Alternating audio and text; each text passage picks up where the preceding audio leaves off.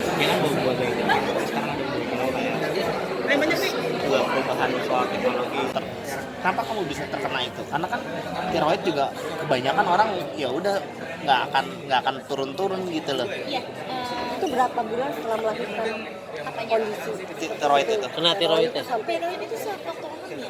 oh dari hamil. Jadi aku pas hamil itu aku preeklamsia.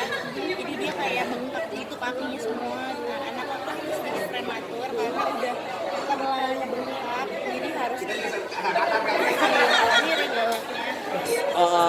Di bulan keberapa dilahirkan itu? Prematur. Agak 8 bulan? terakhir. Udah lewat 8 bulan sih. Jadi udah aman sebenarnya lahirnya. Anak udah Berapa berat. lahiran? Memang apa yang kamu konsumsi saat kamu hamil saat itu sampai bisa Emang kena tiroid? doyan makan bawang. Lemak dan sebagainya atau gimana? Semua asin-asin. Aku nggak ada diet sama sekali dan nggak olahraga juga. Itu hamil di Amerika atau udah pulang? Jadi makanan-makanan seperti apa sih sampai kamu akhirnya terkena tiroid? Ya, proses food aku makan kayak Indomie, junk food aku makan juga karena aku nggak paham kan. Aku pikir hamil boleh makan apa aja gitu. Ya pemahaman aku tentang fitness karena dari dulu aku memang nggak pernah olahraga dari zaman dulu. Aku olahraga itu setelah hamil, setelah ngelahirin gitu. Cepat stres banget sampai mau bunuh diri katanya. Gara-gara stresnya. Iya. Saat itu, jadi setelah aku ngelahirin ini, aku difokus sakit autoimun juga. Autoimun itu nggak bisa sembuh, sampai sekarang aku masih punya juga. Terus autoimunnya itu sempat parah sekali sampai aku menyerah gitu. Soalnya kayak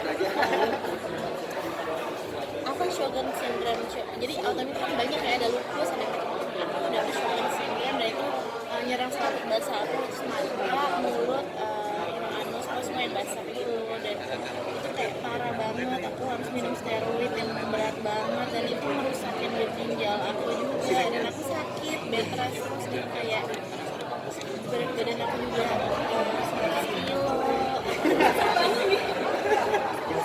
Aku malu ketemu temen-temenku, jadi kayak kalau ketemu temen aku tuh nggak kelihatan kayak Prisa gitu karena kan beda sekali kan bentuknya. Jadi I lost my friends, my confidence, terus juga aku nggak produktif gitu kan. Aku tuh dari kecil produktif banget, aku selalu create everything gitu. Aku suka banget sama membuat karya gitu, aku nggak bisa berkarya, nggak bisa apa ya, stres banget. Akhirnya ya sempat kepikiran kayak gitu. Ketika down itu gitu, apa yang kamu lakukan akhirnya buat bangkit lagi?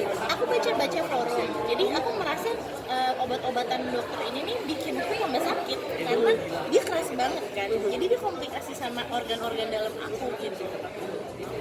Bukannya tambah sembuh kok tambah sakit. Nah, aku baca-baca di forum paling benar itu adalah hidup sehat. Jadi itu buang semua obat kamu, ada yang bilang gitu.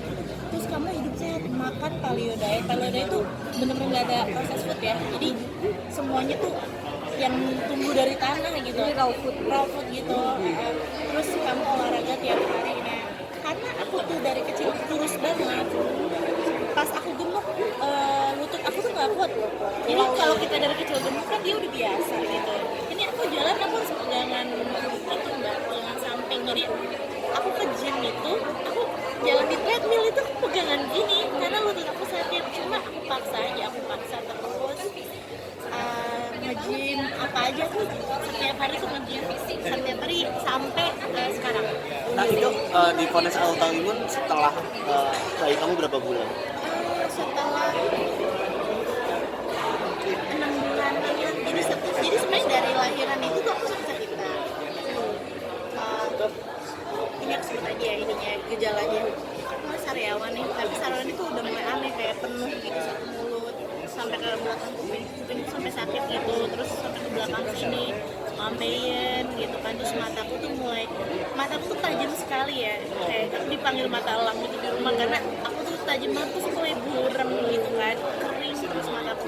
Aku cek darah sampai aku ampul gitu, ternyata darahnya ya itu anak positif itu autoimun positif. Terus didiagnos Sjogren syndrome di situ sedih sekali sih aku karena aku baca itu nggak bisa sembuh kan, itu harus di-maintain.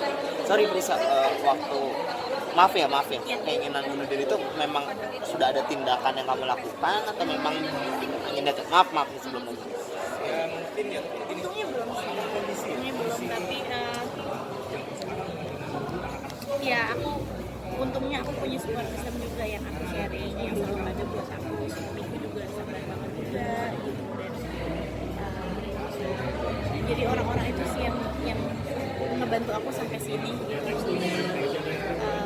Aku sempat isolate diri aku nggak mau ketemu siapa gitu. Karena setiap ketemu orang itu komennya nggak enak gitu, kayak ini sebenarnya gitu loh. Karena kan aku dari dulu selalu periksa yang itu kan, yang kurus, yang petit gitu, terus foto kayak karung gitu loh, 100 kilo kan gede sekali. Terus udah gitu juga Jadi aku tambah down gitu kalau ketemu orang. Terus anak gimana ketika iya. kamu lagi Apa kamu kan itu berarti anak alami masih baby blues juga nggak, baby blues syndrome juga nggak? Iya kan? Sangat baby blues sangat. Terus apakah kamu sempat dijauhi dari bayi kamu atau gimana? Oh my god.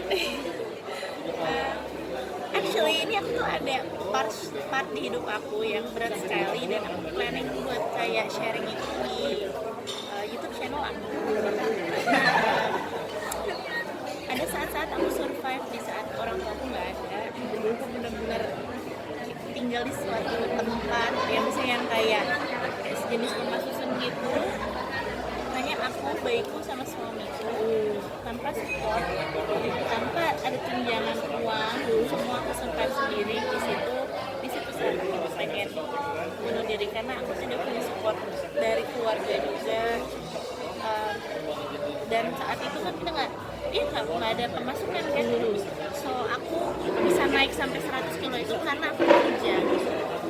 Aku naikin reimburse itu dari nol, dan dulu tuh kita jualannya dari sedikit jadi expand because aku nggak berhenti kerja gitu.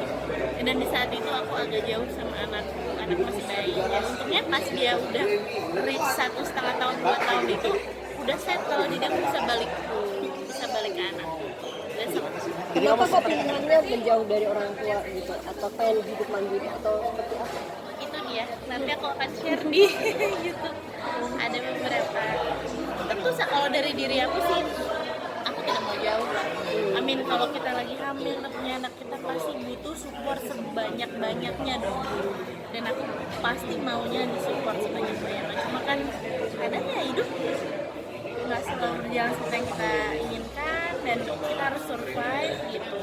Makanya aku pengen banget bikin YouTube channel itu karena aku bisa sembuh dari depression itu. Aku nggak pernah ngomong sama psikolog atau apa, itu self healing yang aku rasa mungkin bisa bantu banyak orang gitu. Jadi aku bikin YouTube channel itu bukan untuk cerita umbar apa gitu, tapi karena saya survive depression yang seperti itu, dan masa gelap itu bisa aku lewatin, bisa survive sampai sekarang di keadaan yang aku bersyukur banget sekarang gitu. Jadi maybe bisa inspire orang. Mungkin boleh di-share gitu pola hidup sehat apa sih yang kamu jalanin akhirnya bisa terbebas dari penyakit itu. Aku benar-benar nggak makan makanan instan. Makan instan. Aku nggak makan daging instan juga. Pokoknya semua yang instan tuh nggak dimakan. Terus aku nggak makan yang bumbu. Walaupun sebenarnya ayam sehat kan, tapi bumbunya tuh yang sampai begitu itu juga aku enggak. Jadi aku lebih ke natural aja, kalau secukupnya aja kayak garam, kunyit apa yang penting ada rasanya. Aku makan kayak gitu. Itu berapa lama untuk turun? Itu diet, itu aja diet. Butuh berapa lama untuk akhirnya balik lagi ke bentuk proporsional sekarang? 50 kilo. Berapa lama? Butuh berapa lama? Ya kalau dari lahirnya kan 2013, baru 7 tahun. Di tahun. Tapi aku tahun pertama itu aku nggak diet dan nggak nge-gym, aku kerja. Jadi itu aku tambah gemuk Selama berapa tahun? setahun bulan lah, setahun lebih itu. Dan itu ya makin parah tuh pola makan, karena aku begadang, ya namanya kayak ya berusaha bikin sistem kan. Aku kan juga nggak ada background bisnis juga, jadi aku ya baca-baca dan logika aja dan make no way aja to prove it aku bisa. Jadi mulai menjalankan itu di tahun keberapa setelah lahiran? Apa? Setelah pola hidup sehat segala macam. Ini tahun kedua tapi itu pun juga aku nggak langsung tahu gimana cara diet, aku salah juga, jadi kayak diet makannya dikit banget gitu, kayak aku cuma makan daun-daunan doang gitu, daun-daunan sama telur 1 gitu, toto tipes gitu, karena emang dia nurunin berat badan itu bukan nggak makan, it's a very different thing, dan nurunin berat badan itu harus pelan-pelan sekali.